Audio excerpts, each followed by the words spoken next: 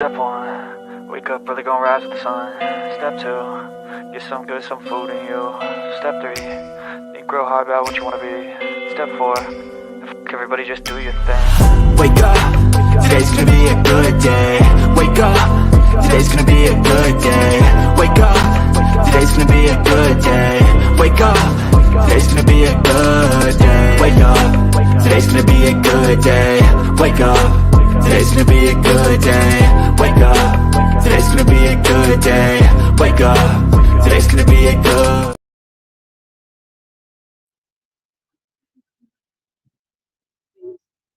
I had two things going on at the same time. I couldn't even hear myself think back here. It was running the entire time. I don't know what is running behind here, but either way. Good afternoon, folks. Good afternoon. We're starting. I was hoping to have a few more minutes because I'm in the middle of lunch.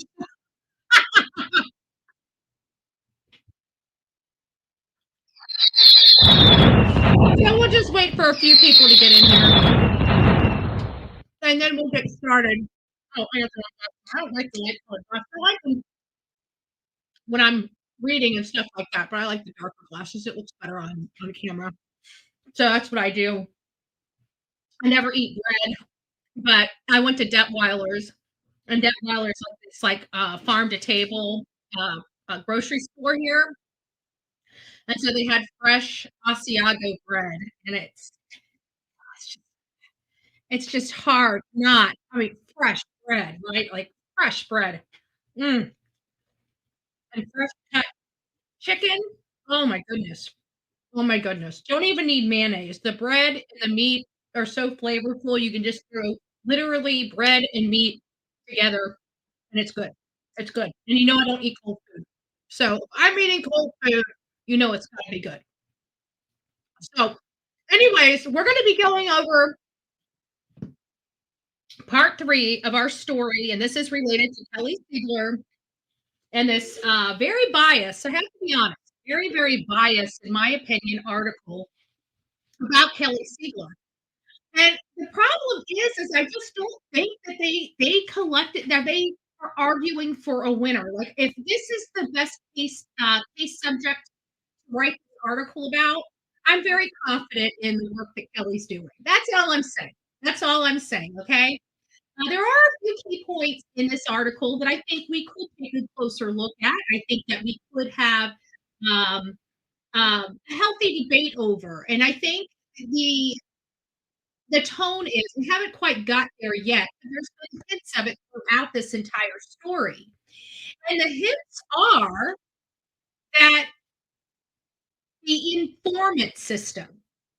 So prosecutors as well as law enforcement, we know very well. We watch every single, shoot 'em up movie out there, and every one of those movies, you have an officer that has an informant that they grease each other's, hands and, they look the other way for certain things. We've seen it, it's obviously sensationalized on the big screen, but in reality, it is a lawful process to obtain testimony. So basically, how it works is say, for example, you go to jail.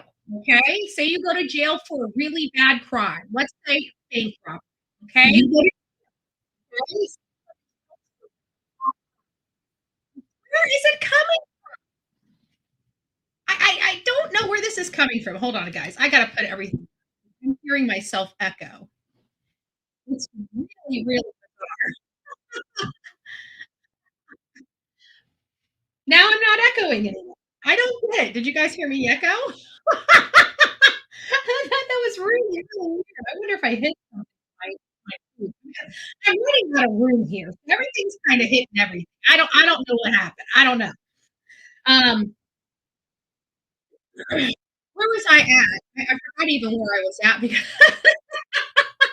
leave it to Betty and all the technical. I tell you, I'm not a technical person. I'm really not. If I have problems, I have to shut everything out and put it all back up and pray to God it can reconfigures itself. That's my solution to everything.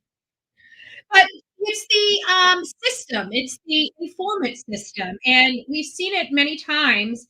And so what they do is give them, they say, let's say bank robbery. I think that was the example we were using. It was the bank robbery example. And so you're going into jail, but they're trying to find the money, so they might put somebody in your cell that has worked with them in the past. And when they work with them, they know their work. I don't know. It's not like these people come a dime a dozen. I mean, there are some people that will do it and just some people that won't. So you have your jailhouse stitches, period. They That's what they do. That's how they get their comfort while they're in jail in many cases. So these jailhouse snitches are in these units with these bad guys, or in this example, the bank robber, and they wanted the law enforcement or whatever's trying to find out where a gun's at, or what was in the message, or where the money is, right? And so these people befriend these criminals behind bars, and they're doing it in an effort, literally, to extract money or extract information, rather, to extract information for leniency, either on their sentence or to have benefit while they're in jail. This is a common practice that happens a lot. So this article is really prefaced around um, that issue. Is the informant, did she violate her oath of office by overutilizing informants and intentionally misleading courts and blah blah blah blah blah. Literally every judge, or not every judge, every prosecutor, every attorney around here is accused somebody of wrongdoing because, they're trying to win the case. And in many cases, sometimes people make somebody. I think this is on my phone. Do you guys hear that? It's coming in. I don't know what it is. Let's see if I got this on. No, I don't think I have anything on my phone. Something is going on with my speakers. Oh Lord. Let me just go through my stuff and make sure I don't have any. Oh, there, I think I found it. I found it. I found it. I found it. We're good. We're all good, guys. I got it. I'm surprised it didn't do it before. I mean, it was running behind here. I'm surprised we didn't have echoes all over the place. I really am. I'm surprised we didn't have echoes all over the place. Could you guys hear that, or could I just hear it? Because it was on a completely different screen altogether. That was really weird. But anyways, that's what they do. And then they get a lenient sentence or some comforts while they're in prison. And then it goes into the actual case, the Mr. P case. I'm going to call him Mr. P because I can't pronounce his name correctly. Okay. I just can't, for whatever reason, I can't pronounce his name correctly. It's not echoing now, right? If it was echoing, there's nothing I can do about it, but hopefully it's not echoing now.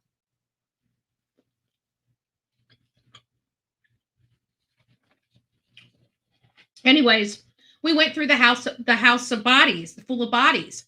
And this is just showcasing the case, the information behind the case, what was going on those hours before the neighbor opened up his garage and saw the house across the street billowing with smoke and 5 bodies inside. And that's what it was, a house billowing with smoke. He kicks the door in, finds his friend on the floor between the washer and the pool table. By that time, I think first responders are already there. They kick through the house. They find the girlfriend partially nude, set on fire, and solve it in gas cans next to her. And there's 3 children in the house that have soot and their autopsy showed that they had smoke inhalation. So they ended up breathing all that in and succumbing to the smoke inhalation. They weren't harmed or injured other than that, which was, obviously they lost their life. But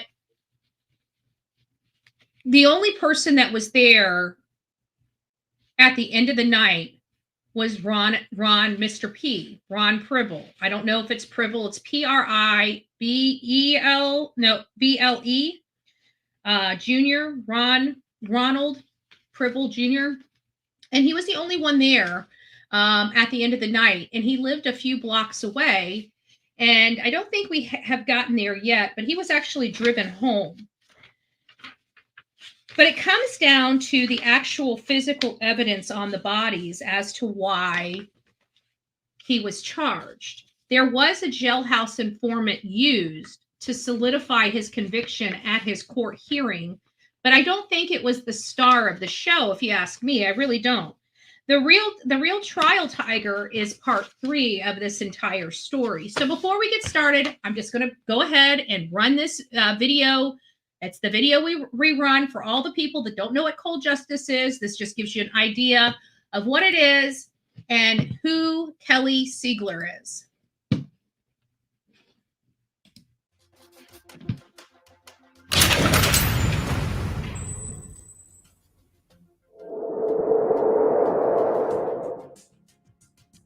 Cold Justice is a TV show unlike any other show that exists on TV, because what we do is go out to small counties and cities all across the country where murder cases are waiting to be solved and worked on, and do our very best to see if we can do whatever we can to try and put those cases together to get justice for families.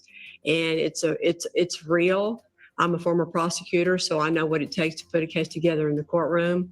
I'm working with cops that have worked hundreds of murder cases in their careers, and we bring that kind of experience and knowledge and know-how everywhere we go all across the country, trying to truly get something done for so many families out there that are hurting. It's just what happens when we meet the families.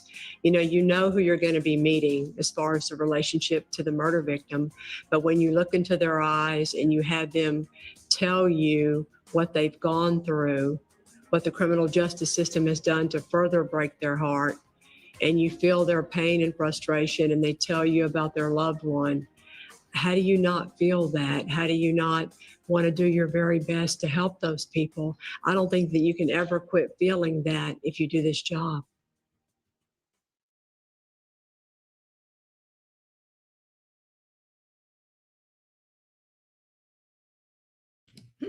I can't even speak. I'm still trying to chew my food and get it down before I speak. I thought that video was a little bit longer. I forgot.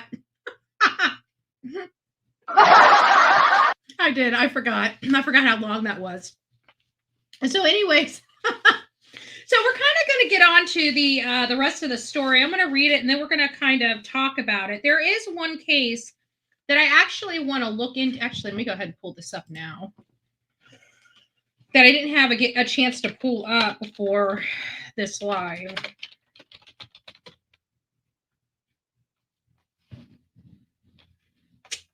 There it is.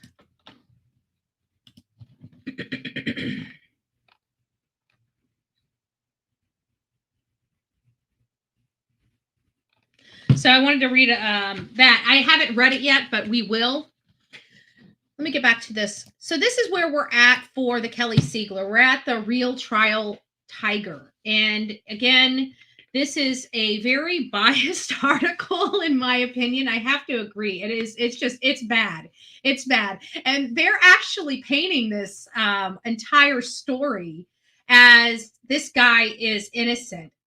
Even reading their story, I don't believe it. I like, just their print alone is not leading me to their conclusion at the end. It just isn't, they're trying to paint this guy as being a not involved or something, right? Well, I've got to be honest with you. Even reading their article, I am convinced he is behind bars for good reason. So I'm kind of in shock that they actually thought this made Kelly look awful. It really doesn't, but it does. Anyways, the day after Christmas in 1999, the Houston Chronicle published a glowing profile of the star prosecutor at Harris County District Attorney's Office, 37-year-old Assistant District Attorney Kelly Siegler, titled "One Shrewd Cracker Barrel Lawyer." The article traced her evolution from a small-town girl from Managorda County to gifted prosecutor who shot through the ranks and symbolized the aggressive, colorful spirit of the powerful office in the country that sends more people to death row than any other place. I have a funny feeling the people that wrote this article are absolutely opposed to the death penalty. I don't know why I'm getting that vibe because I feel like that's really they're trying to make it about all this other stuff, but I think that is really their drumbeat in this article is they don't like the death penalty. Born Kelly Renee Julefuk. I can't pronounce it. My phonics is broken. Siegler grew up in a tiny Blessing, Texas, a wart of a town on State Highway 35, surrounded by rice farms. As Texas Monthly described in its 1977 feature highlighting her mother's home-style cooking. Siegler's father, known as Big Billy, ran a barber shop and worked as a local justice of the peace.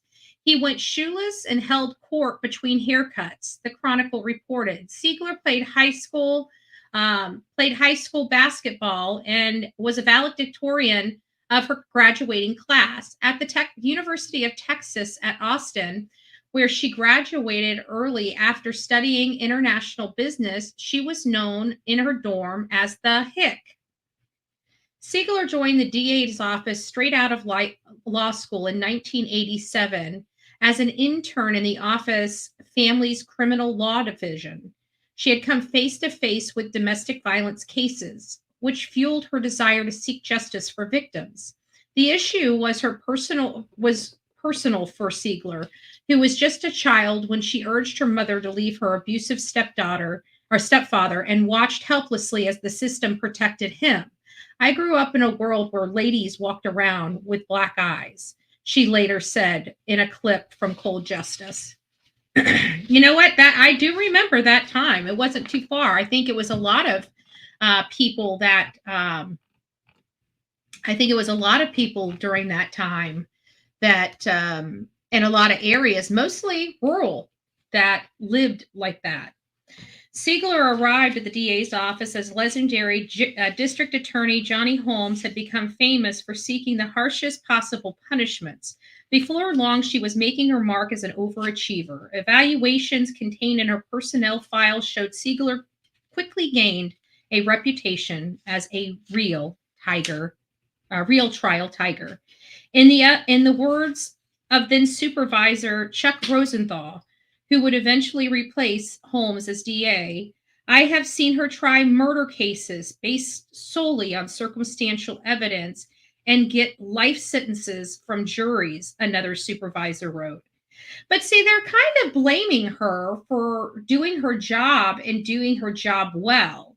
If she's able to explain how the crime was done, so much so that the jury can find the person guilty, why are they blaming her? Why are they blaming her? I don't know. Siegler won her first death sentence in 1992. Her mother sat in the courtroom as Siegler urged jurors to send an alleged skinhead with an IQ named Brian Edward Davis to death row for a crime he committed when he was 22. Despite her victory, she cried and was sick to her stomach after trial. He was like every boy I grew up with, she told the Chronicle. So she's being, kind of chastised here for having a heart, just because. And I think this statement, while the next statement, which I haven't read, I'm going to read, you're going to see that it's basically saying that she's saying this, but she doesn't really feel it. And I have to be honest with you, just hearing that sentence about how she had to send this skinhead with a low IQ to death row because of a crime he committed when he was 22. That's a crime he committed when he was 22. She didn't commit the crime. She has a job to do, and she does her job well. She wants to make sure whoever needs to go to jail or be sentenced to death is sentenced to death. But for whatever reason, she felt bad about it because, this is somebody that reminded her of somebody from her childhood. She set that all that emotion aside to take him to court and prosecute the case well. I think that shows a lot about her. But of course, naturally in biased arguments, they have a way to turn that from a good thing into a bad thing. But if she had any reservations about seeking the ultimate punishment, there was no hint of it in her record. Siegler is repeatedly lauded for securing convictions when evidence was thin, or as Rosenthal put it, for her ability to make a silk purse out of sewer's ear. Investigators and police detectives sent letters to Holmes praising her talent. No average ADA would have gone to trial under the heading murder. One letter read, "Luckily, you don't have an average ADA in Kelly Siegler." Jurors were won over by Siegler's folksy appeal and knack for weaving compelling stories from circumstantial evidence. She spent a ton of time preparing her witnesses, and it showed. Siegler credited her humble roots for helping her relate to jurors. "I practiced every argument and timed it out like I'm in that barber shop," Siegler told the Chronicle. "I figured if I can talk to the jury like I'm talking to my daddy and his buddies, then I'm doing okay." At the start of the new millennium, Siegler was at the top of her game. Holmes, who retired in 2001, had transformed the DA's office, putting Houston on the map as the most aggressive death penalty jurisdiction in the country. You see, you're starting to hear with a hint too, right? You're starting to hear the hint too. Siegler was both a product of the office and a trailblazer, a woman who thrived in the good old boys club while pushing the boundaries of prosecutorial performance. She estimated that she'd won at least 80% of the 150 felony jury trials. That is amazing. That is amazing. She handled, according to the Chronicle, although code workers said that the number was much higher, if there was anyone that could have resurrected a cold case of Hera and Triado and win conviction, it was going to be Siegler. Now, this is where this case starts getting really, really chummy, because now it's going to start getting into the DNA of it. Remember, Pribble said when he first started out with law enforcement, he said basically he was there, that Hera took him home. And he stayed home the rest of the night. Law enforcement believed him because for up until they got back to the house and Martinez left the house, Martinez and Pribble's Mr. P's statements were corroborating one another. But it was his testimony or his statement to law enforcement after Martinez left, and they still believed him. They still believed his statement, but they said, you know what, just to be on the safe side, let's just go ahead and get you on a polygraph. Let's make sure that we get this documented. You got no problem with that, right? And he's like, no, I got nothing to hide, right? So he goes to the polygraph test and takes the polygraph test. And lo and behold, he flunks miserably. Deception detected. So they take him back into the interrogation room. They read him his rights, and they start asking him some questions about, why is this, polygraph? Why'd you fail the polygraph, right? And so he tells the detective, well, I forgot something. I forgot to bring up something. I didn't really want to tarnish Nilda's, reputation and name and stuff like that. But, me and her were kind of seeing each other. We were kind of having this fling on the side that her man, the father of her kids, didn't know about, and that night that this murder happened, well, we kind of snuck off to the bathroom and had some alone time in the bathroom. But that's really all. That's all I left out. That's all I left out. So naturally, when all the DNA and forensics came back in this case, he explained why his DNA was on the female. Because they had a little fling going on. The problem is when law enforcement decided to check out this allegation of this fling, people were shocked. Nilda's friends are saying, whoa, what did you say? Did you just say my girl's having an affair with this creep? She didn't like this man. She didn't want him coming back to the house anymore. She really actually wanted Steve to end the relationship. She didn't want him at the house. He creeped her out. He creeped her out. She had just got done telling her friends just recently before the deaths how creepy he had become. It's kind of a tough pill to swallow that he's saying that they're tight, so tight that they snuck off to the bathroom while the father of her child, her 22-month-old child, is sitting out there drunk and high. That's not leading to a bad combination, right? But somehow that happened. That there was only 3 adults in the house, and 2 can just magically sneak off somewhere and leave the third one just out there not knowing what the other 2 were doing. It doesn't make sense. In any practical situation, it just doesn't make sense. So that brings us back to this story. So now we're going to start getting into the DNA conversation about this, because now we're learning that there's potentially an explanation as to why the DNA is on the female half. Just a second.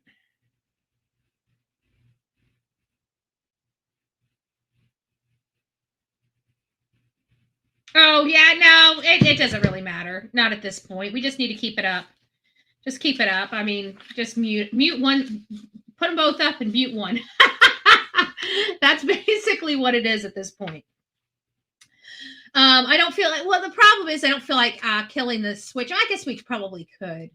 But I think at this point, because we're in the middle of the conversation, I should just keep going. I had some technical issues, as always, that I seem to be having here lately. So I'll have to figure it. I think I'm gonna restart the computer after we're off this live, just to reset it. It hasn't been restarted in a really long time. So now that we're getting down to the DNA portion of it, it says it's not entirely clear when Siegler first decided Pribble was guilty. Mr. P was guilty. I'm going to start using Mr. P. I hate not pronouncing somebody's name right. I might be pronouncing it right, but I just don't know. So it's just easier for me to say Mr. P. Brown, the lead detective, testified that he first brought his file on the murders to her office in late 2000. But it was another detective who helped Siegler revive the cold case. Harris County DA investigator Johnny Bonds. I like that. At least his personality online. I like him too. Okay, I have to admit, those two are my favorite combo. Johnny Bonds and Kelly Siegler. I don't know. I just like him. He's got the sweetest voice. He has the kindest smile, and he's got the softest eyes. You know. I don't know what it is about Johnny Bonds, but I look at that man and I just automatically trust him. I don't know what it is. I just automatically trust him. He walked up to me today and wanted to question me about everything. I would probably be as honest as I could possibly be. Now that was my word salad.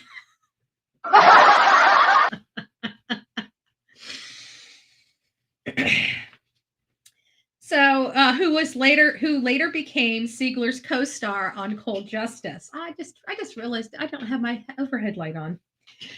Like Siegler, Bonds started his career as an overachiever. Once the young Houston Police Department officer ever assigned to a homicide unit, he was immortalized in The Cop Who Wouldn't Quit, a 1983 book chronicling his quest to solve a triple murder.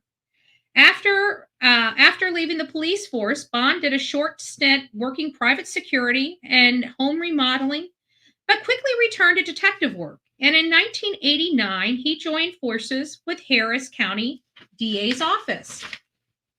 On March 1st, 2001, Bonds received a fax from Dallas-based DNA analysis named Bill Watson, who had examined the forensic evidence submitted by the Sheriff's Department, including the blood, hair, and saliva samples taken from Pribble. The fax was a copy of Watson's original 2-page report from 1999. His findings were not revelatory. Hooked on phonics. Revelatory. There we go. Revelatory. Scrapings from beneath Toronto's fingernails had yielded only her DNA. A pair of white tennis shoes belonging to Pribble, Mr. P, was tested for blood, but Watson found none. Still, one part of the report interested Siegler. Here's where we start getting a little chummy and a little choppy with this case.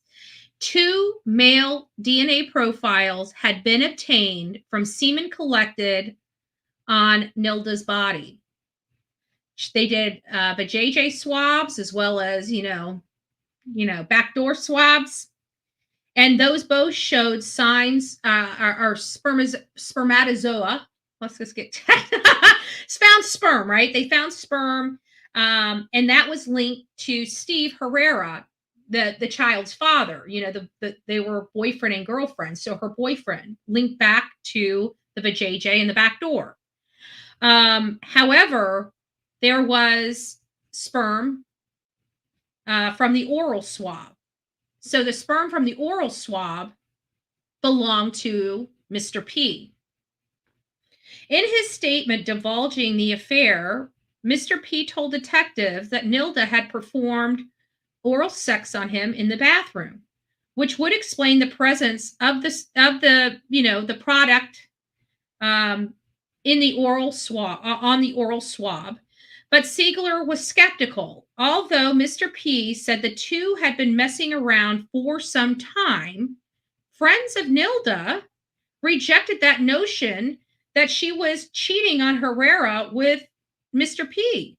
Flores, a friend who told police about Herrera's involvement in the bank robbery, said she's known Mr. P since middle school, and he gave her the creeps. Another friend said Nilda shared this opinion. Nilda told me that she always thought Jeff was creepy, the woman told detectives. When these statements were first collected in 1999, the DA's office didn't consider the evidence strong enough to form a basis of a murder case.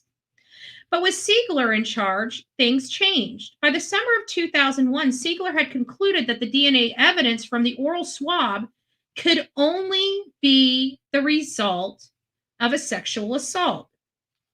In the absence of any physical evidence against Pribble, Mr. P, this would be the linchpin in her case. The probable cause affidavit, the DA's office laid out evidence against Mr. P describing the bank robbery scheme and noting that Mr. P was the last person known to have seen Steve and Nilda alive. The affidavit mentioned a weapon, and the paperwork received from the home of Mr. P's parents, records from a local firearm retailer, showed that Mr. P had purchased a .38 Taurus revolver in 1998. Yet this weapon has yet to be found among the defendant's possessions. A firearm examiner said the projectiles recovered next to Nilda's body was consistent with a .38 caliber. The affidavit suggested that Mr. P shot Herrera and Nilda with a .38 Taurus, then successfully got rid of it. Finally, the state cited DNA evidence taken from the sperm on the oral swab, and the woman who said Nilda and Mr. P found Mr. P creepy. She does not believe the complainant was having any sort of an affair with the defendant based on what she thought about him. On August 29, 2001, a grand jury indicted Mr. P on capital murder. Oh, thank you, Jen. God bless you. God bless you.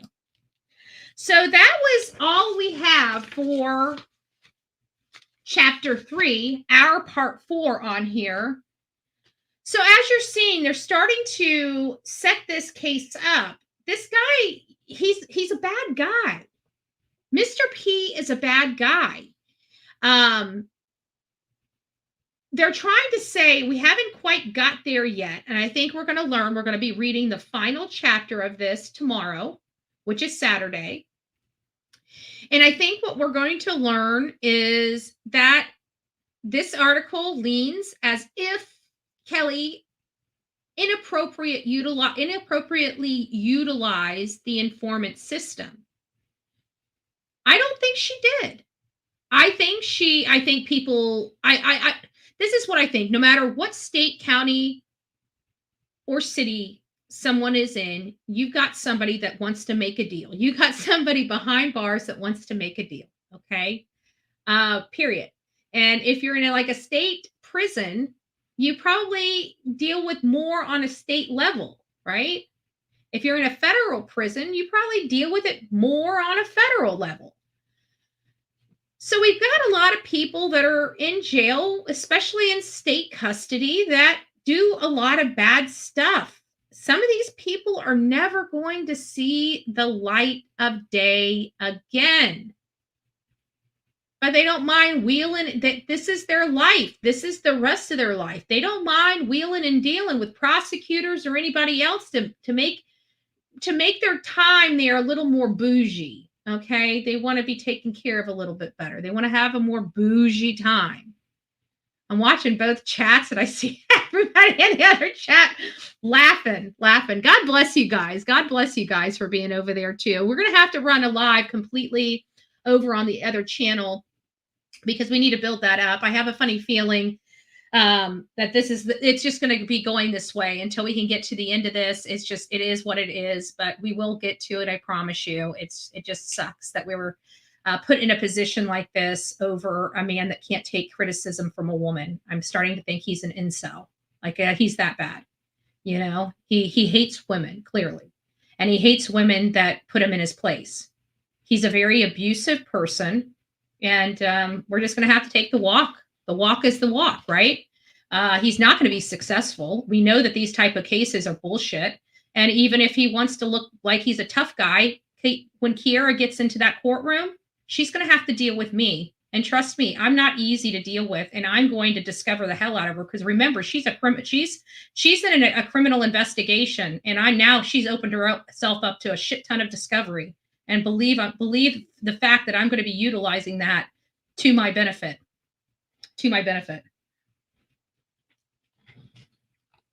So thank you. Not too many people are that stupid, but you're not talking about people that have brain cells. they run off emotion and the fact that they have to be pompous, and they're going to get themselves in a lot of problems. But hey, they have to learn the hard way. It's only a minor inconvenience for me. It's going to be a major problem for them. Thank you. So, what do you guys think about that? So far, I got to ask, like I'm reading this, and maybe my bias is showing, right? I'm human. I love Kelly. She's my cold justice chick, right? We're down like 4 flat tires. I love her. I can't imagine that she did anything wrong. Why? Because I see her on TV. I've personalized with her. I've humanized her. I've never had a conversation with her, but she's my BFF, right? She's my BFF. There's no way she would do that. I don't believe she did that. Now, do I believe that she's done things inappropriate at her job? Yes. I think all of us at some point in our career had made a poor decision a time or two. Do I think it was so catastrophic or that she intentionally did it? I don't think anybody intentionally and willfully, this type of work.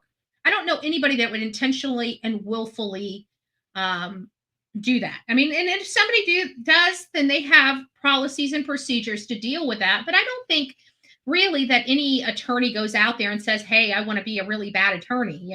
They usually want to go out there and be the best attorney that they can be. But the problem comes in is that it's all about interpretation of the law. It's not necessarily that they're going outside professionalism not to do a good job or to have one up. But for example, like even I think the Brian Koberger case would be the best prime example for this particular example, because it's the IGG, right? The state did not turn that stuff over to Brian Kohberger's defense. They felt it didn't matter to the case. Were they bad at their job? Did they intentionally and willfully restrict it? I don't know if they did that. I think what it was is it was a conflict in interpretation of the law. And that's where it's at. So it's not that the attorneys are intentionally doing it. They're just saying, hey, I'm not required to send this to you. You're not getting this because it has nothing to do with the case. It's prejudice. It's not exculpatory. So they're having some conflict in their interpretation. So I think that that's more what it is, but they make it out to be more than it should be. And that's what a defense attorney is supposed to do. We're seeing it in Alec Murdaugh's case right now as we speak. Prime example. So I think that's kind of where we're at. No, not really. Didn't really have it. Was able to get my dog. Aw, that's nice. Hopefully. If you have not subbed up, for all those that are coming in, excuse me, up at the top is, Mike's over there. Actually, you guys over on the new channel. Thank you guys that is supporting the new channel.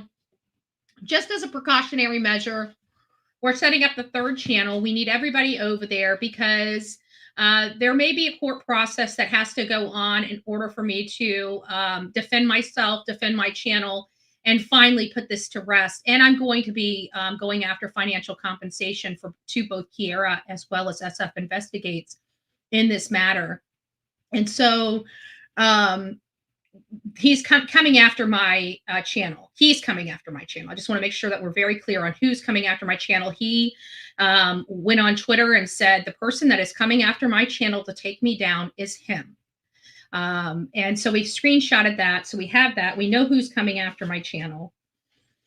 But it's still jeopardizing it. So we have to set up the third until it's resolved. So what's going to end up happening is he's going to sue me under somebody else's name. And then I've got to go to court, and then I've got to make that person come in, which they're going to have to deal with me, not Steve. And since she's probably going to be put under oath and find out that Steve's the one that's been doing all this stuff, we're going to have a problem with him, and going to have to go down that road. But until that process is finalized, it may jack up my my channels. I don't know if it will. I don't know what the process. I've never dealt with a process like this before. We're just going to go through it, and we're going to defend. I can tell you that literally 5% of all copyright suits ever resolve in penalty. It's usually when you allege copyright. They are very loose with copyright at the copyright office. So I do feel confident that we will get through this process successfully, but we still are most likely going to have to go through this process. It will be uncomfortable for me. It'll be uncomfortable for them.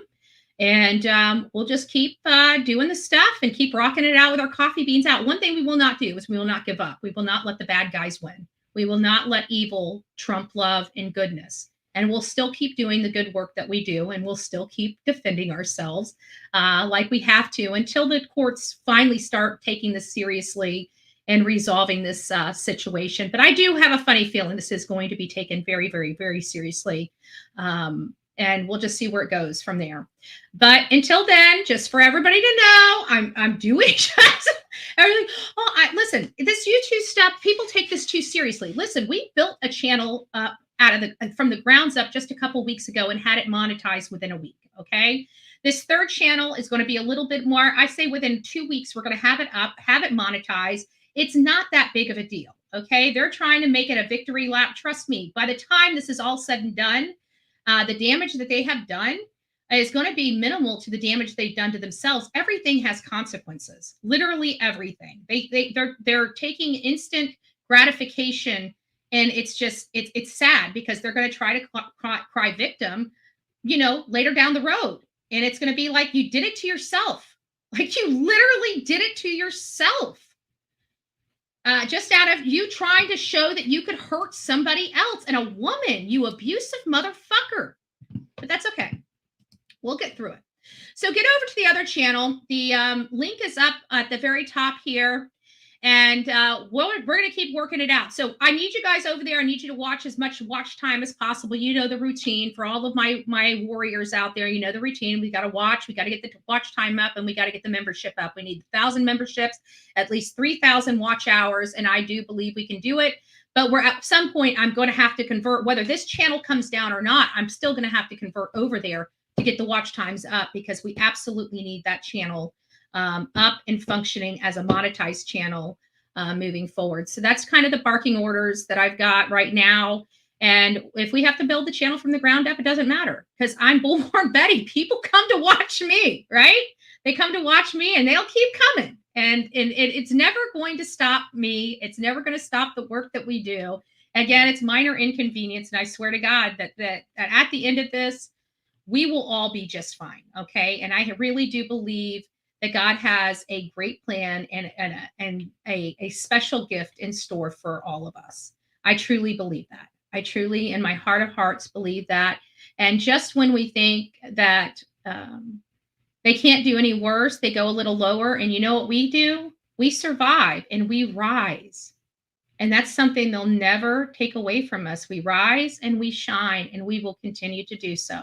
So guys, get over to the new channel, sub it up, and let's not let them win. Let's not let them win. God bless you. Have a great day. I'm off for the rest of the day. It's Friday, guys. It's Friday, and I need a break. I do need a break. I have been going for over 2 months every single day.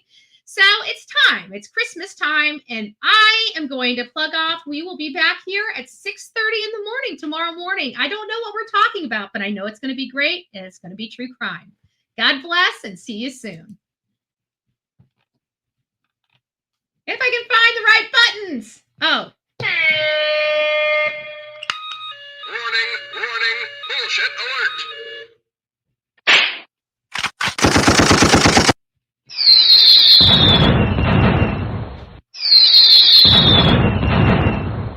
I don't feel like I pushed enough buttons today. What's this wrong? What? I love that one.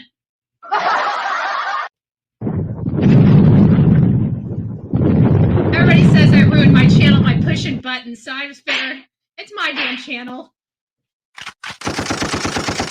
We're gonna push them all.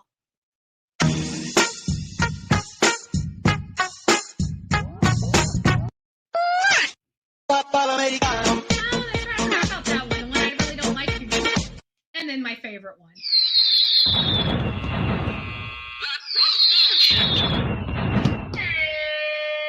All right, now we're done. I'll see you guys later. God bless, and we'll see you tomorrow morning.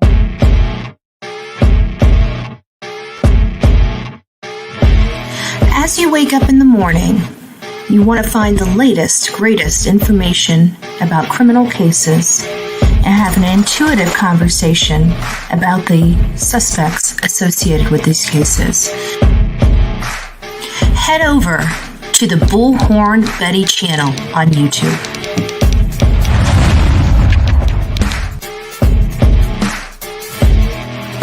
Get breaking news right here on the Bullhorn Betty channel. Welcome to the Bullhorn Betty Coffee Club. Enjoy your stay and enjoy your day.